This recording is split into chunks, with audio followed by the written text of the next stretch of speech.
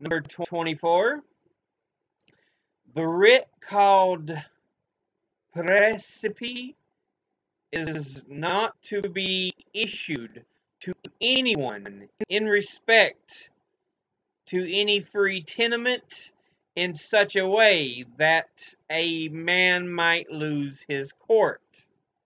Praecipe or praecipe, I am sure.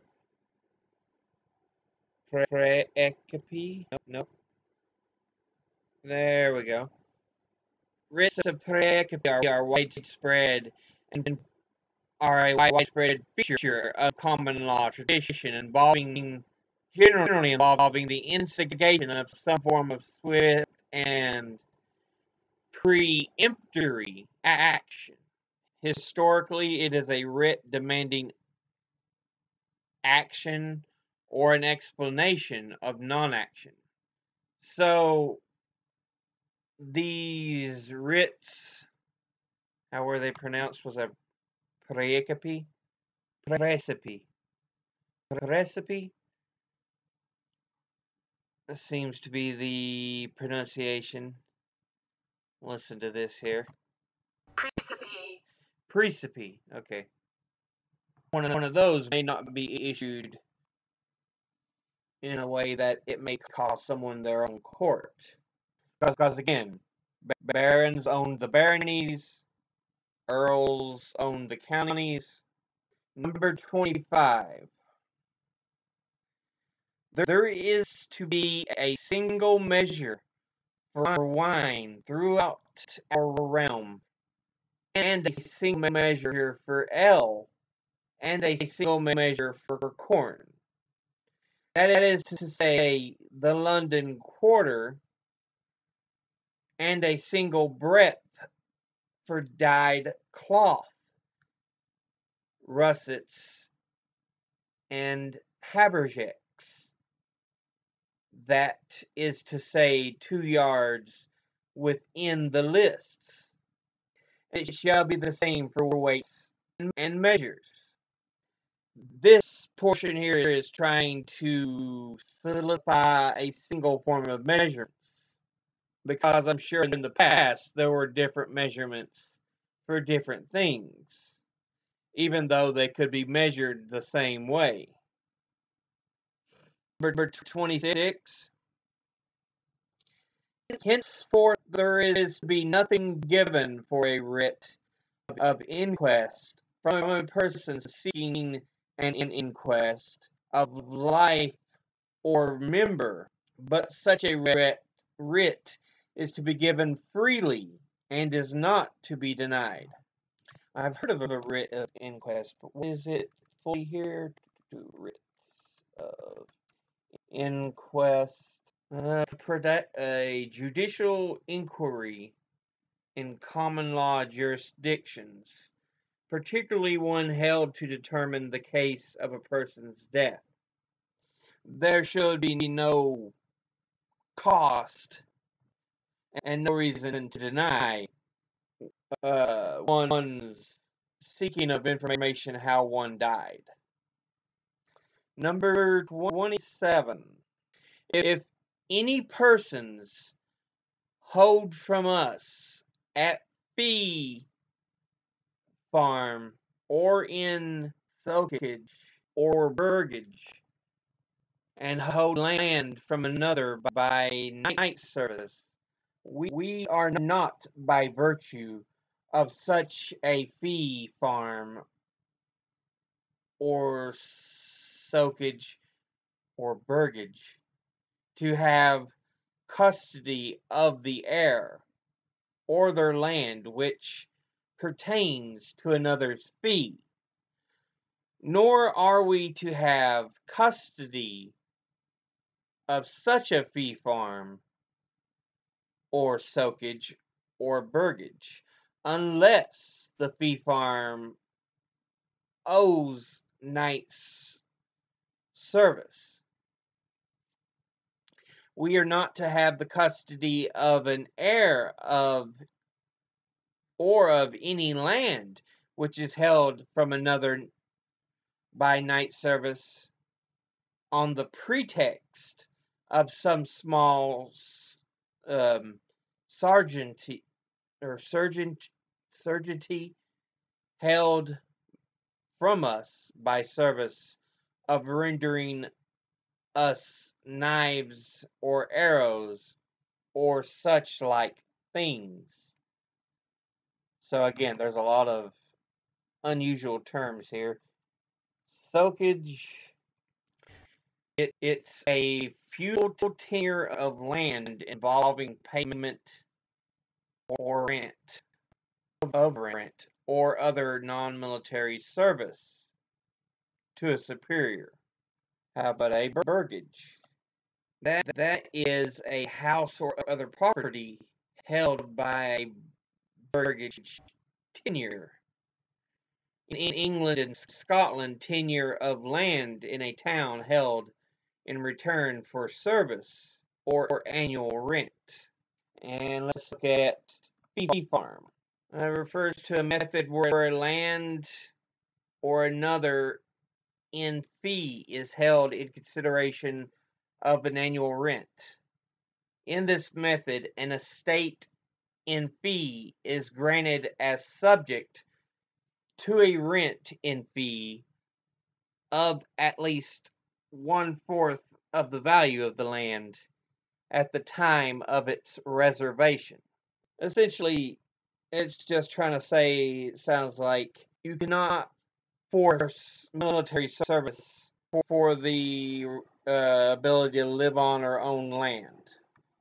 The next is number 28. No bailiff is henceforth to put any man on his open law or on oath simply by virtue of his spoken word, without reliable witnesses being produced for the same.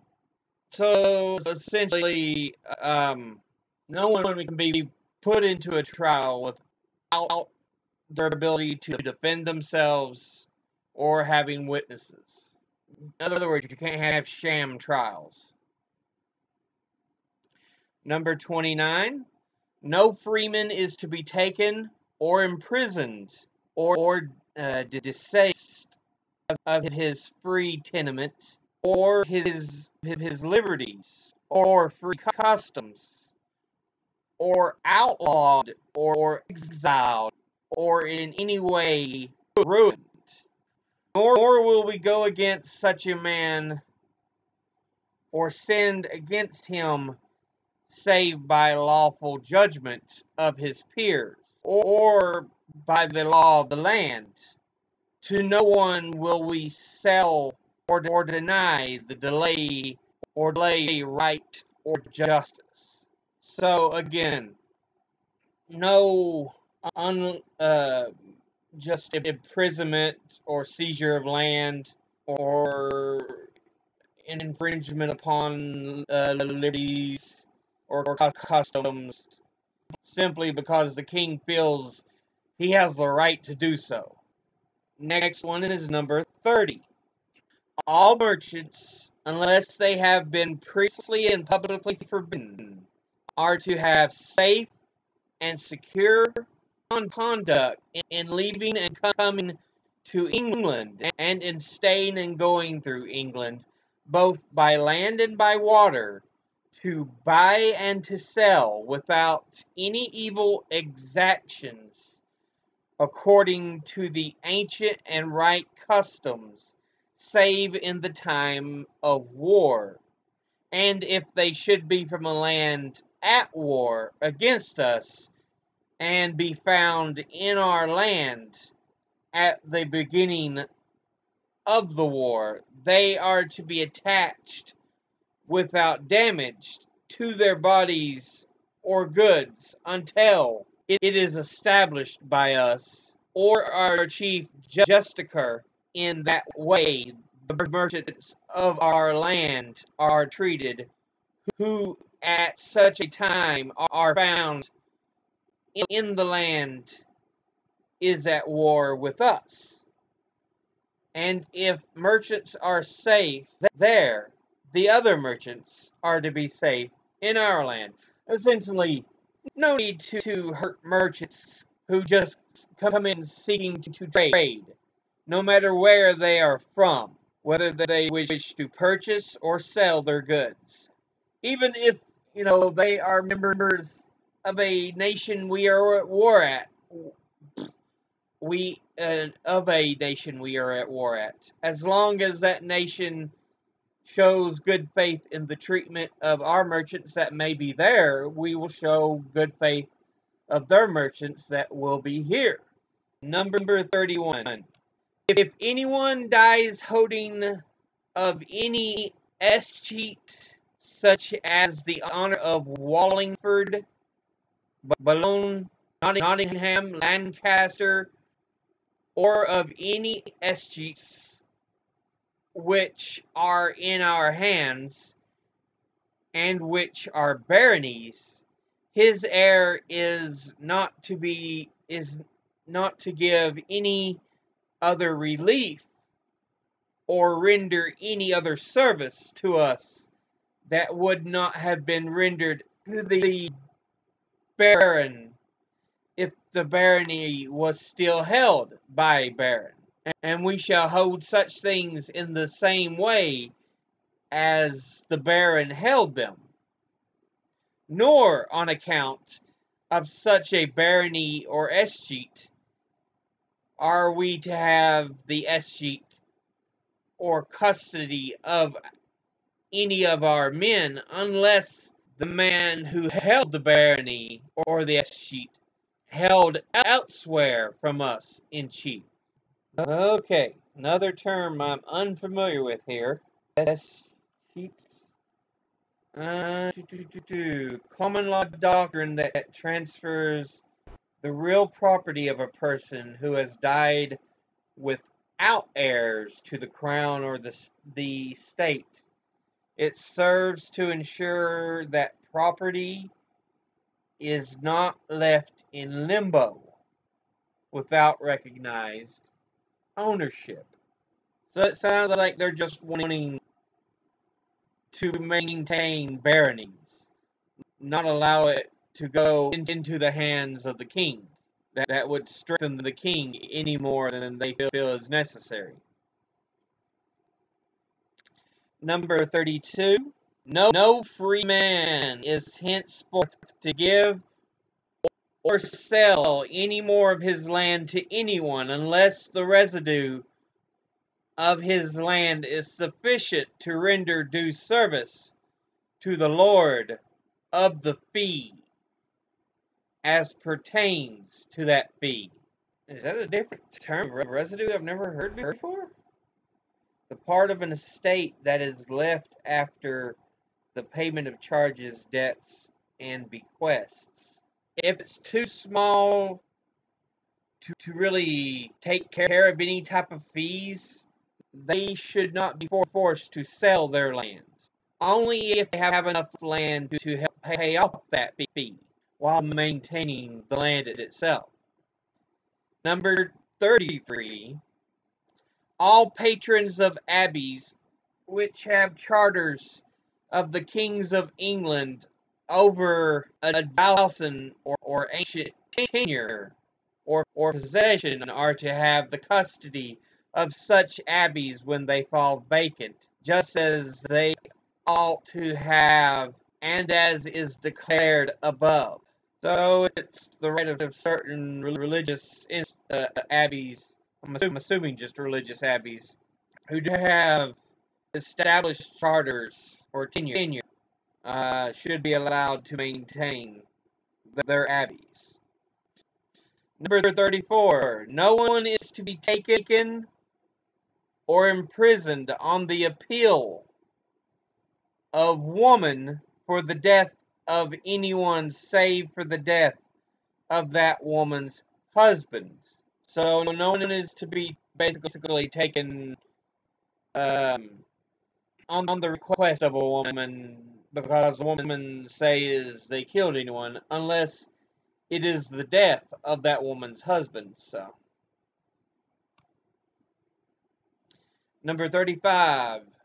No county court is to be held save from month to month and where the greater term used to be held, so will it be in the future. Nor will any sheriff or his bailiff make his torn through the hundred, save for twice a year, and only if the place that is due and customary, namely once after Easter and again after Michaelmas. And the view of Frankfurt is to be taken at the Michaelmas term without exception, in such a way that every man is to have his liberties, which he had or used to have in the name of King Henry II, my grandfather, or which he has acquired since.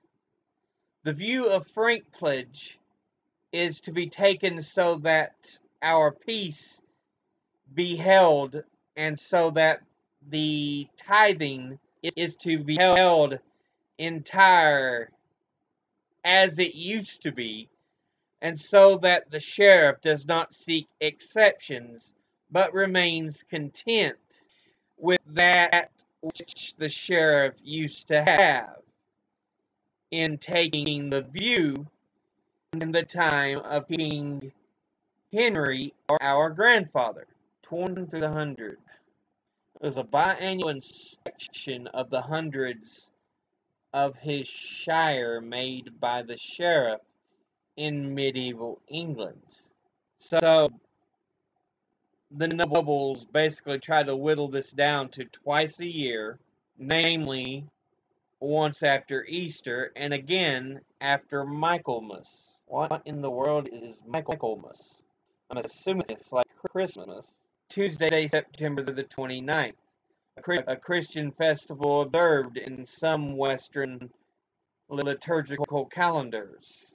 Refers to the fourth angel, usually in some denominations is a reference to the fourth angel, usually Uriel, is also added. Michaelmas has been one of the 4 quarter days of the financial year. So apparently it seems to be a Christian festival observing the angel Michael, also known as the Feast of Saints Michael, Gabriel, and Raphael, the Feast of the Archangels, or the Feast of Saint Michael and all angels.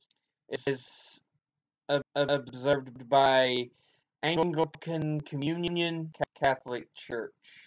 So those are the dates they set for this exploration the bailiff or sheriff is to make. And let's look up a frank pledge. What in the world is a frank pledge?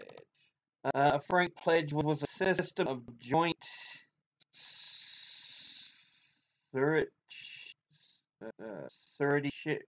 suretyship common in England throughout the early Middle Ages and the High Middle Ages. And was the essential characteristic was the compulsory sharing of responsibility by persons connected in tidings. Alright, the next section is number 36. Nor is it permitted to anyone to give his land to a religious house in such a way that he receives it back from such a house to hold. Nor is it permitted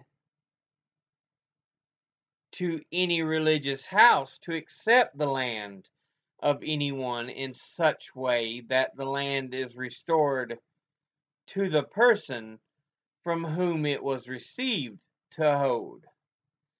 If anyone henceforth gives his land in such a way to any religious house and is convicted of the same, the gift is to be entirely quashed, and such land is to revert to the Lord of that fee. So you can't try to buy religious favor is what you're trying to implement. Number 37, scutage, furthermore, is to be taken as it used to be in the time of King Henry, our grandfather. And all liberties and free customs shall be preserved to archbishops, bishops, abbots, priors, templars, hospitallers, earls, barons, and all others, both ecclesiastical and secular persons, just as they formerly had.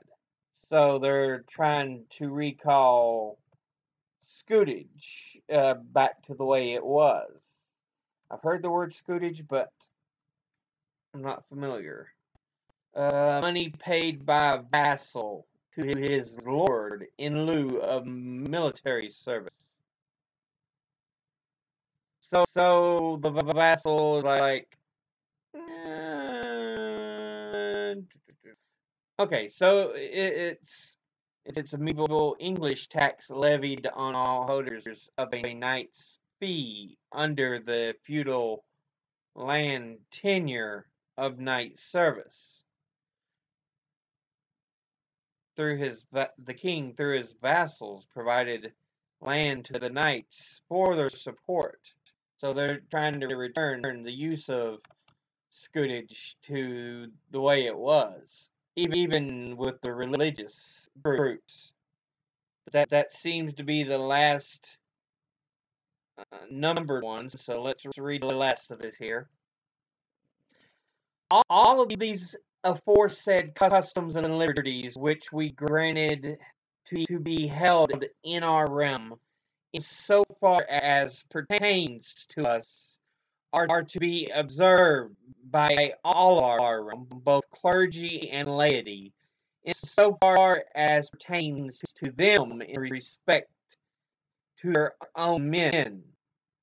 For this gift and grant of these liberties and of others obtained in our charter over the liberties of the forest, the archbishops, bishops, abbots, priors, earls, barons, knights, freeholders, and all of our realm have given us a 15th part of all their movable goods. Moreover, we grant to them for us and our heirs that neither we nor our heirs will seek anything by which the liberties contained in this charter might be infringed or damaged, and should anything be obtained from anyone against it, it is to count for nothing and to be held as nothing. With these witnesses, the Lord Stephen, Archbishop of Canterbury, Eustace, Bishop of London, Jocelyn, Bishop of Bath, Peter, Bishop of Winchester, Hugh, Bishop of Lincoln, Richard, Bishop of Salisbury, W, Bishop of Rochester, William, Bishop of Worcester, John, Bishop of Ely, Hugh, Bishop of Hereford, Ranulph, Bishop of Chichester, William, Bishop of Exeter, the Abbot of Bury, St. Edmunds, the Abbot of St. Albans, the Abbot of Battle, the Abbot of St. Augustine's, Canterbury, the Abbot of Evesham, the Abbot of Westminster, the Abbot of Peterborough, the Abbot of Reading, the Abbot of Abingdon, the Abbot of Malmesbury, the Abbot of Winchcombe, the Abbot of Hyde, Winchester, the abbot of Chertsey, the abbot of Sherborne, the abbot of Cerne, the abbot of Abbotsbury, the abbot of Milton Abbas, the abbot of Selby, the abbot of Cirencester, Hubert de Burgh the Justicar, H. Earl of Chester and Lincoln, William, Earl of Salisbury, William, Earl of Warren, G. de Clare, Earl of Gloucester and Hertford, William de Ferrers, Earl of Derby, William de Mandeville, Earl of Essex, Hugh Bigod, Earl of Norfolk, William, Earl Almel, Humphrey, Earl of Hereford, John, Constable of Chester, Robert de Ross, Robert Fitzwaller, Robert de Dupont, William Brewer, Richard de Montfichet, Peter Fitzhubert, William de Albanier, G. Gressley, F. de Browse, John of Monmouth, John Fitzallen, Hugh of Mortimer, William de Beauchamp, William de St. John, Peter de Maulay, Brian de Leasley, Thomas of Moulton, Richard of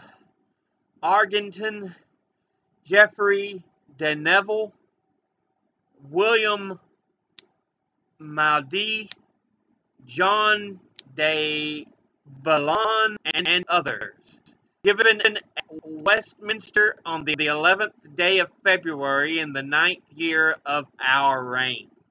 We, holding these aforesaid gifts and grants to be right and welcome, concede and confirm them for ourselves and our heirs, and by the terms of the present letters renew them, wishing and granting for ourselves and our heirs that the aforesaid charter is to be firmly and inviolably observed in all and each of its articles in perpetuity, including any articles contained in the same charter which by chance have not to date been observed, in testimony of which we have made these our letters patent, witnessed by Edward our son at Westminster on the 12th day of October in the 25th year of our reign. Chancery warranty by John of Stowe. But as always, educate thyself. Think, read, study, learn. Someone tries to tell you something you have difficulty in believing, ask them to cite their sources. But as always, I'll see you in the next episode. Until then, later.